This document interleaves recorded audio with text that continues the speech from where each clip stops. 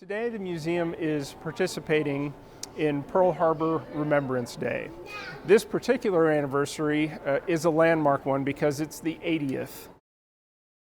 We have a POW MIA table set up, and over the next couple of days we'll have what we call plane talks in the gallery, where our volunteers and some other people will talk about the stories and the context and the equipment and the people and the stories of the Second World War. When you're thinking about Pearl Harbor, what is it? Why should I know about this? Why is it important?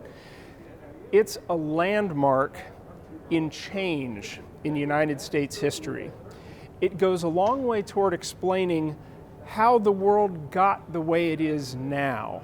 If you go back through U.S. history, and in the case of this institution, through air power and military history, you'll see that there are certain landmark events that mark change, or something tremendously different has happened.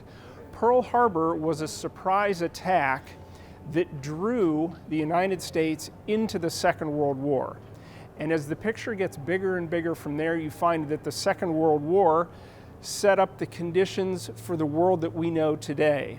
The world where the United States is a huge superpower, and that we're involved in all kinds of things internationally all over the world, and we have a great deal of interest in peace and democracy and in supporting our allies. All of that comes from the world wars of the 20th century. Some of the things that stand out to me about this anniversary is that among all the different links and connections in U.S. military and cultural history, Pearl Harbor stands out because it's easy to sort of characterize as a big moment, a surprise attack, the moment when everyone became angry and unified and committed to a single cause. In this case, being drawn into the Second World War. And that war, destructive as it was pivotal in making what we call the American century. The unprecedented power and prosperity of the United States in the post-war world, which we are still seeing in a lot of ways now in the 21st century. Probably the most effective thing is to reflect, to think about why did that happen, what did it mean, and what happened after that. Having an appreciation for why the world is the way it is now by reflecting on the past is a great source of awareness, and it gives you better judgment, and it also gives you an ability to make decisions and affect the future. When the Japanese attacked about 7:45 in the morning, the Army and the Navy were asleep, essentially.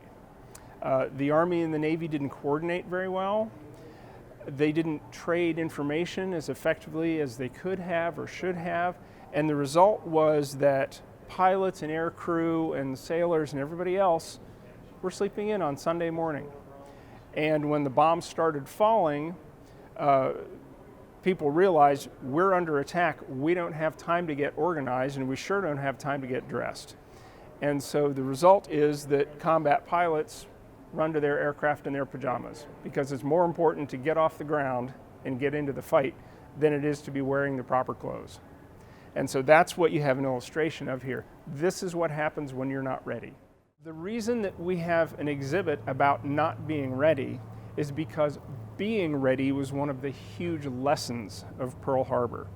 And so what we get today, the lessons that we try to infuse in young airmen and sailors and Marines and everybody is, first of all, readiness and training. Always be ready, and work as a joint force. Army, Navy, Air Force, Marines, Coast Guard, Space Force together.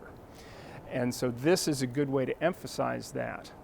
And in the big picture, the whole Pearl Harbor experience is about remembrance of sacrifice, courage, and commitment. Those are the things we want young service members and civilian members of the force as well to appreciate. On that day, we were jolted out of a pretty sound sleep into the necessity to sacrifice and commit and work as one. And that's what this is about, and that's what Remembrance Day is about.